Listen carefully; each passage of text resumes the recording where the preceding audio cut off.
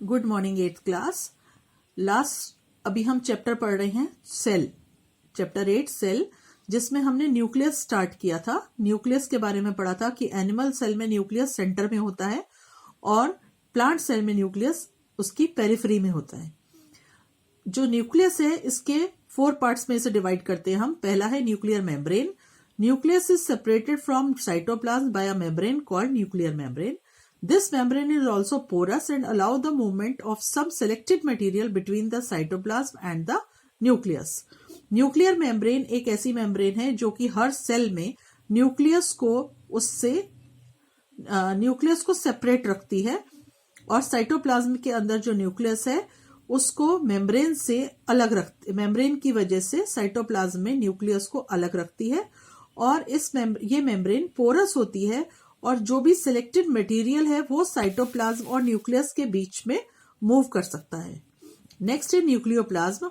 A dense fluid present in the nucleus is called nucleoplasm. जैसे nucleus के बाहर cytoplasm होता है, ऐसे ही न्यूक्लियस के अंदर न्यूक्लियोप्लाज्म होता है। Nucleolus, it is a small spherical body present inside the nucleus. It is rich in RNA, ribonucleic acid. Nucleus के अंदर एक छोटा सा स्मॉल बॉल शेप के एक स्ट्रक्चर होता है जिसे कहते हैं न्यूक्लियोलस और ये होता है रिच इन आरएनए, मतलब राइबोन्यूक्लिक एसिड से रिच होता है। नेक्स्ट है chromosomes. Some fine thread like structures composed of deoxyribonucleic acid means DNA are suspended in the nucleoplasm. These are called chromatin fibers. In the dividing nucleus, these chromatin fibers condense and form chromosomes. Due to this, chromosomes are visible only in the dividing cells. These chromosomes carry genes. Genes is the unit of inheritance in organism. Genes are responsible for passing generating characters from the parents to the offsprings. A child receives one copy of each genes from the mother and another copy of the same genes from the father. तो chromosomes, nucleus के अंदर जो chromosomes है thread like structure होते हैं और ये DNA से बने हुए होते हैं।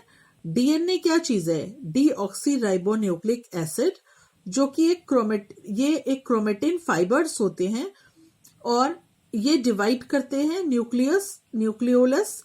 In the dividing nucleus chromatin fibres condense and form chromosomes.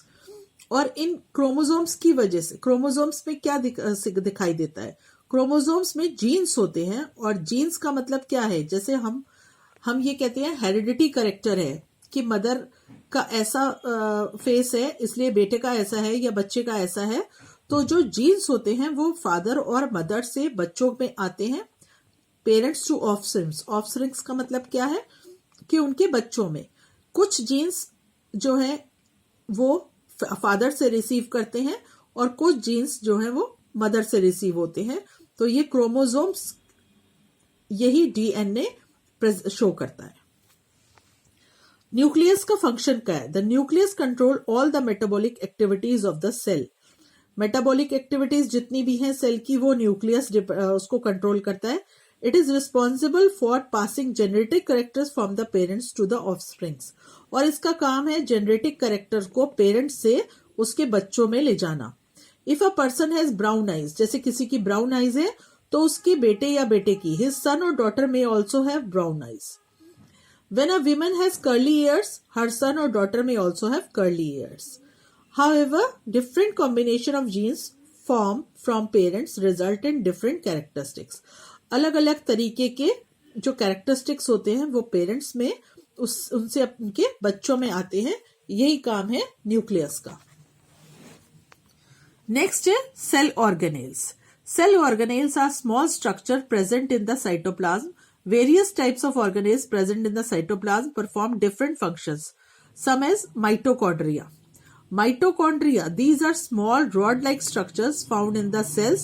They provide energy for all the activities. This energy is produced by the oxidation of food.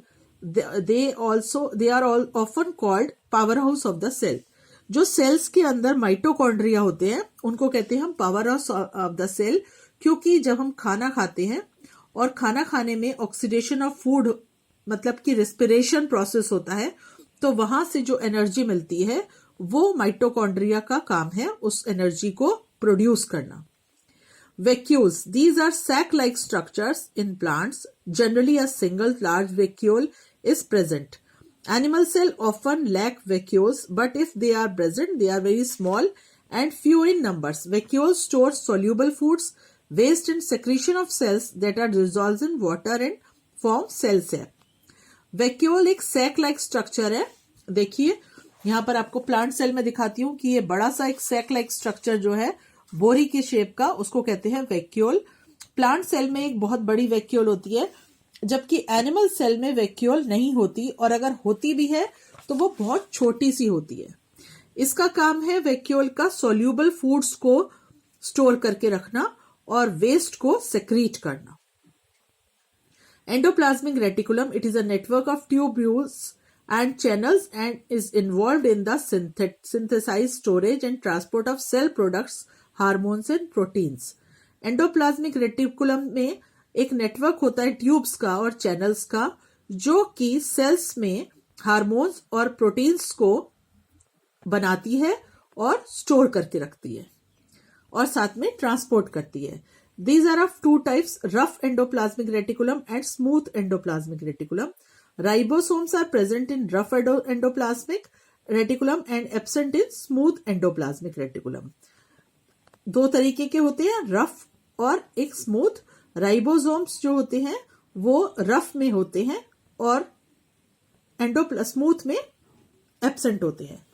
अब राइबोसोम्स का क्या है? These are small granule structures scattered in the cytoplasm. These are the sites of protein synthesis. Ribosomes क्या करते हैं? Protein synthesise करते हैं, और ये छोटे छोटे ग्रेन्यूल्स के शेप के स्ट्रक्चर्स होते हैं जो उसमें न्यूक्लियस में सेल ऑर्गेनेल्स में होते हैं, सेल ऑर्गेनेल्स कहलाते हैं। नेक्स्ट है Golgi bodies. These are made up of tubules and vesicles and are responsible for secretion of chemical substances like enzymes, hormones and proteins. In plants, Golgi bodies are called dictosomes.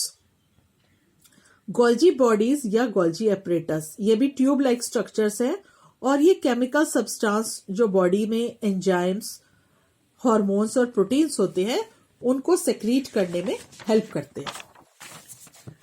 Next है lysosomes. They destroy foreign particles that enter the cell. Lysosomes are also known as suicidal bags because they digest their own cell if cell gets damaged. Lysosomes जो होते हैं वो foreign particles को destroy करते हैं, और इनको इसीलिए सुसाइडल बैग्स कहते हैं, क्योंकि ये कभी कभी अपने ही बैग्स को खुद ही डैमेज कर देते हैं। Plastids. These are present only in the plant cell. Plastids contain certain pigments that have a specific role to play in the functioning of plants. These are of following three types. Plastids सिर्फ plant cells में होते हैं, और इसमें एक pigments होते हैं। Pigments क्या होते हैं? जैसे हम कलरफुल जो कलर शो करते हैं, जैसे आपने पढ़ा है प्लांट्स में क्लोरोफिल होता है पिगमेंट, उसकी वजह से जिसमें क्लोरोफिल होता है वो प्लांट का कलर ग्रीन होता है। इनके क्या फंक्शंस हैं और क्या टाइप्स है? क्लोरोप्लास्ट और green plastids, they contain chlorophyll that help in photosynthesis. Chlorophyll का क्या काम है? फोटोसिंथेसिस करना। जो पौधे ग्रीन होते हैं वही अपने लिए फोटोसिंथेसिस, अपना खाना बना सकते हैं, presence of sunlight.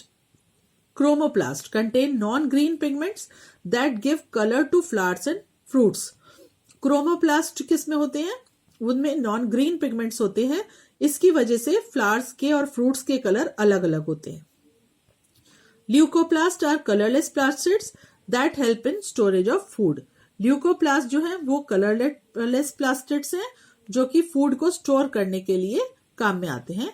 Centrosome is located near the nucleus. It is involved in cell division and found only in animal cell. Centrosome जो है वो न्यूक्लियस के पास लोकेट होता है, और ये सेल डिवीजन में इन्वॉल्व होता है। इसकी वजह से सेल डिवीजन मतलब एक सेल से दो से चार सेल डिवाइड होते हैं, और ये एनिमल सेल्स में ही होता है।